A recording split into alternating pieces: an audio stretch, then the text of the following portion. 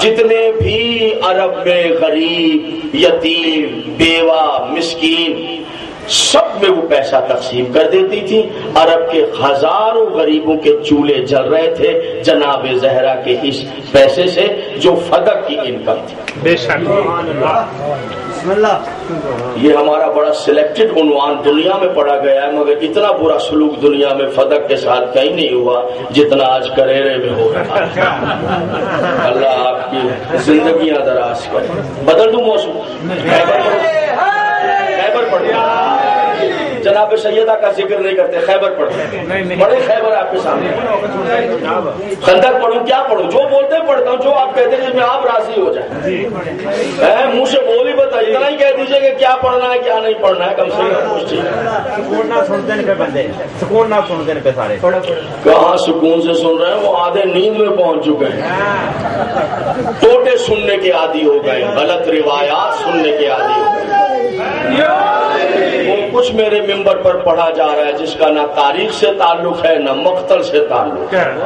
جی جی. اب وہ ظلم جو شمر خدا لعنت کرے اور ہرملہ پر ایسی لعنت جو کبھی ختم نہ ہو، جو انہوں نے نہیں کیا تھا میرے ممبر پر، اب وہ سب کچھ ہو رہا ہے اور آپ چیخے مار کے روتے ہیں.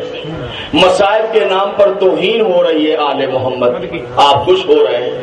اللہ جانے یہ جہالت ہمیں کہاں لے جائے. خدا کرے امام زمانہ جلدی تشریف لے آئے. توجہ ہے میرے محترم صاحب. چلیے میں بھی آنکھیں بند کر کے پڑھتا ہوں، جو آپ کی مرضی میں آئے آپ جیسا چاہے سلوک کریں، میں اپنی نوکری ادا کر دیتا ہوں. چلیے ایک آدھ تک تو یہ آواز آ جائے گی. 7 ہجری سے لے کر 11 ہجری تک فدق سید عالمین کے پاس رہا. 11 ہجری میں پیغمبر اسلام نے آنکھیں بند کی. سارے مسلمانوں نے نبی کے گھرانے سے آنکھیں پھیر لی. مدینے کے باہر ایک مقام ہے سقیفہ، وہاں جا کر الیکشن شروع ہو گیا. نبی کے بعد ایک نیا بادشاہ بنا لیا گیا. جو بادشاہ بن کر آیا اس نے پہلا کام یہ کیا، رسول اپنی بیٹی کو جو حق دے گئے تھے اس نے رسول کی بیٹی سے وہ حق چھین لیا. سیدہ عالمین کو جب اس کی اطلاع پہنچی، آپ نے اعلان کیا اپنا حق لینے کے لیے میں خود دربار میں جاؤں گی. یہ اعلان کرنا تھا کہ ایک مرتبہ ہلچل مچ گئی. تاریخ میں یہ حیرت انگیز عمل ہے. ذرا سوچئے کہ وہ جو کلمہ پڑھانے آیا تھا اسی کی میراث کی غلط تقسیم کر دی گئی. یعنی جس نے میراث کا قانون دیا تھا اسی کی میراث پر فساد پیدا ہو گیا. سیدہ عالمین نے مکنا پہنا، برقع پہنا، چادر پہنی اور دربار میں داخل ہوئی. اس طرح اگر آپ چاہتی تو آپ کے گھر کا دروازہ صحن مسجد میں کھلتا تھا، آپ اپنے گھر سے صحن مسجد میں آ سکتی تھی. لیکن آپ نے ایسا نہیں کیا بلکہ آپ صدر دروازے سے آئیں مسجد کے. حالانکہ چاہتی تو صدر دروازے سے آنے کی ضرورت نہیں تھی. بی بی کے جو گھر کا دروازہ تھا وہ کھولتی صحن مسجد. صرف جناب امیر المومنین کا اور سیدہ کے گھر کا دروازہ ہی مسجد میں نہیں کھلتا تھا بلکہ تمام صحابہ کے دروازے بھی گھروں کے مسجد کے صحن میں کھلتے تھے. پہلے اس لیے کہ یہ لوگ مدینے کے رہنے والے نہیں، مکے کے رہنے والے تھے. مائگریٹ کر کے آئے تھے، ہجرت کر کے آئے تھے. جہاں مسجد نبی بنائی گئی تو ان کا کوئی گھر تو تھا نہیں، سب کے گھر بھی بنا دیے گئے. وہ ان کے چھوٹے چھوٹے کوارٹر بنا دیے گئے تھے. سارے صحابہ کے دروازے بھی مسجد میں کھلتے تھے، مولا علی کا دروازہ. بعد میں اللہ نے کہا میرے حبیب یہ تیری پاکیزہ مسجد ہے اور تیرے صحابہ ہر حال میں گزر جاتے ہیں. ایسے کرو میرے حبیب کے یہ سارے دروازے بند کرو مگر علی کا دروازہ کھلا رہنے دو. پیغمبر نے سارے دروازے بند کر دیے صحابہ کے، علی کے گھر کا دروازہ کھلا چھوڑ. دبی دبی زبان میں شکایتیں بھی ہوں، مولا آپ نے ہمارے دروازے بند کر کے علی کا دروازہ کھلا چھوڑ دیا. پیغمبر اسلام نے سادہ سا جواب دے دیا، نہ تو میں نے تمہارے دروازے بند کیے نہ علی کا دروازہ کھلا رکھا. اللہ نے تمہارے دروازے بند کیے، اللہ نے علی کا دروازہ کھلا چھوڑا ہے. معززین پنجاب اب زمانے کو خواہ کی شکایت ہے ہم سے کہ تمہیں بیٹا چاہیے تو علی کے دروازے پر، شفا چاہیے علی کے دروازے پر، رزق چاہیے علی کے دروازے پر. کوئی اور نام نہیں ہے، کوئی اور دروازہ نہیں ہے. حضور علی ہوں گے. انصاف سے بتائیے جن دروازوں کو اللہ نے بند کروا دیا، بند دروازوں پر بھیک مانگنا کہاں کی عقل بنتی ہے؟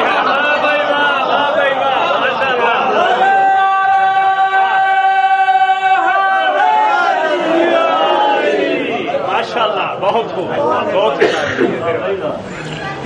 سیدہ عالمین اورات بنی ہاشم کنیزوں کے جھرمٹ میں سر سے پیر تک مستور ہو کر مسجد کے صدر دروازے سے داخل ہوں. اس بات کو اس وقت سمجھا جا سکتا ہے کہ جب آپ میرے ساتھ یہاں سے اٹھ کر 11 ہجری میں جائیں اور اپنی آنکھوں سے دیکھیں کہ یہ کیا واقعہ ہو رہا ہے, تب آپ سمجھیں گے کہ یہ مقدمہ کیا ہے اور کیا حالات ہوئے ہیں 11 ہجری. آپ نے دربار میں قدم رکھا. یہ بھی یاد رکھیے کہ جو دربار ہے وہ کوئی بادشاہ تو پیغمبر کے بعد نیا آ گیا ہے. میں نے بادشاہ کا آپ نے شخصیت کو سمجھا ہے, لیکن دربار تبدیل نہیں ہوا. ایسا نہیں کہ نئی حکومت نے کوئی نیا اسمبلی ہال بنا لیا تھا. وہی مسجد نبی ہے, ممبر بھی وہی ہے, نبی کا جو ممبر تھا وہی. آپ نے قدم رکھا دربار میں اور تاریخ نے لکھا بیک زبان تمام درباریوں کی زبان سے نکلا دربار میں محمد آ گیا. دیکھیے سر سے پیر تک برقعے میں مستور ہے ہماری شہزادی, مگر کیا ہے کہ چال وہی ہے, ڈھال وہی ہے, رفتار وہی ہے, گفتار وہی ہے, تمکنت وہی ہے, وجاہت وہی ہے, ہیبت وہی ہے, عصمت وہی ہے, طہارت وہی ہے. دربار میں داخل ہوئی اور اپنے مقام پر آ کر کھڑی ہوئی. متوجہ رہیے گا حضور. وہ جو ممبر پر بیٹھا ہے بادشاہ وہ مخاطب ہوا اور اس نے کہا کہ بی بی آپ تشریف لائیں بنت رسول, یہ بتائیے کہ آپ کیوں کر آئی ہیں. جی. آپ نے کہا کہ میرے بابا مجھے جو حق دے گئے تھے تم نے چھین لیا, واپس لینے آئے. اس نے کہا بی بی آپ کے پاس کوئی گواہ ہے.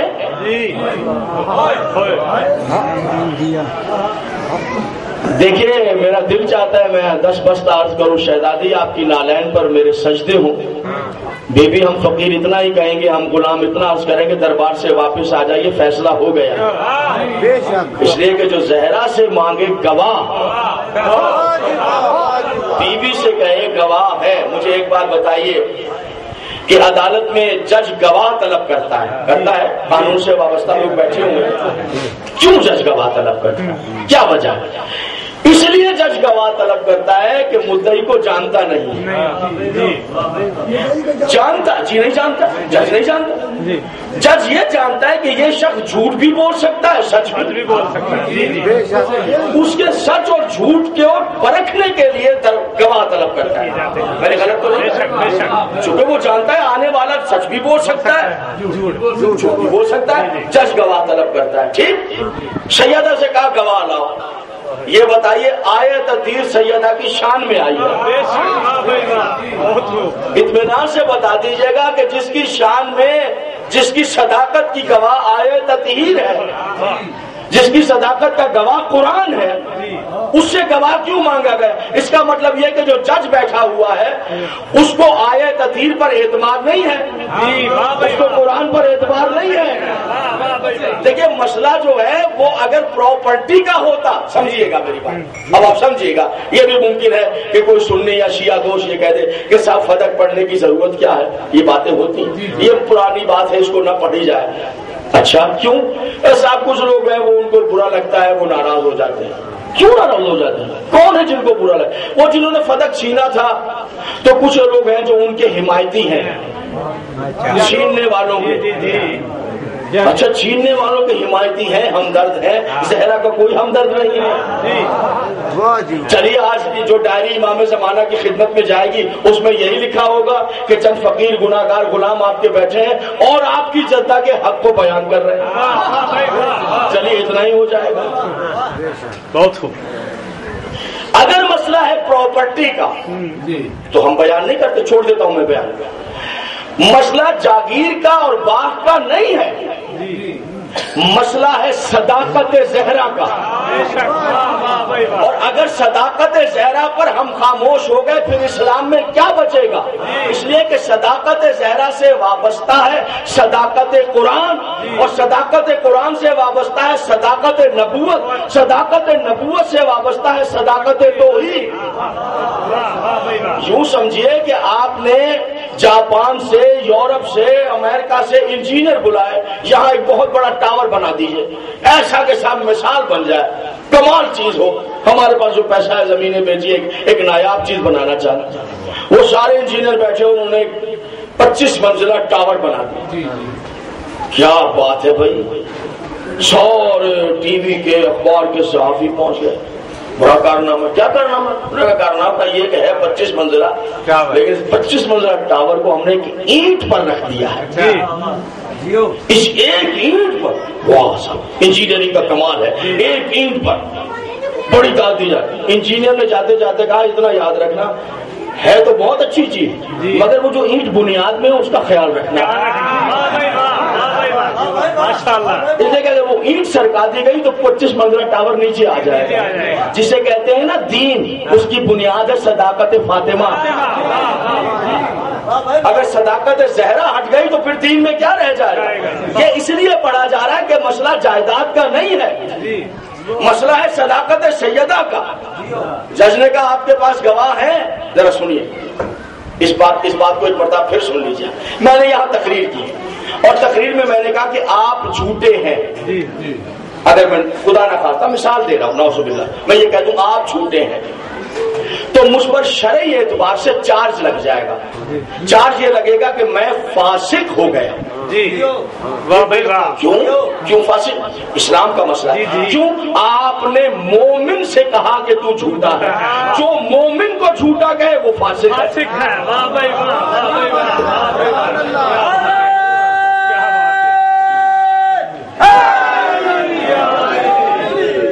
جو اس کے بعد کریرا نہیں آؤں گا، یہ فیصلہ ہے. آپ لوگ یہیں کے رہنے والے ہیں جتنے پیچھے.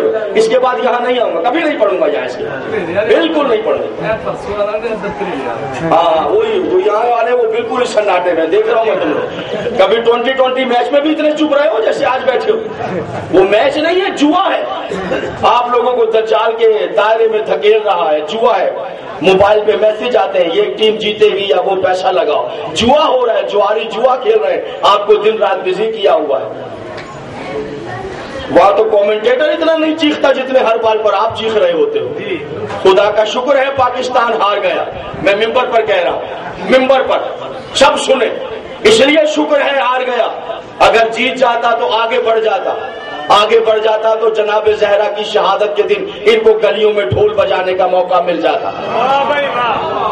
میری بات وہی سمجھے گا کہ جس کو اللہ نے معرفت عطا کی. جی ان کو گلیوں میں مٹھائی تقسیم کرنے کا موقع مل جاتا. اور ان کو تو ملتا جو ملتا، ہمارے بھی نالائق آگے بڑھ جاتے. ان کو بھی سمجھایا جاتا ہے کہ آج کون سا دن ہے کون سا دن نہیں ہے. سب سے بڑے گدھے تو یہ ہے کہ پہلے ان کو سمجھایا جائے. اور جب گلیوں میں زہرا کے شہادت کے دن ڈھول بجتا تو کچھ اور عذاب بھی اس ملک پر نازل ہو جاتے. پورے ملک کے لیے بہتر ہو گیا. دنیا کو پتا تھوڑی ہے کون سا بم کہاں پھٹ گیا ہے، کس کی وجہ سے یہ عذاب آ گیا. متوجہ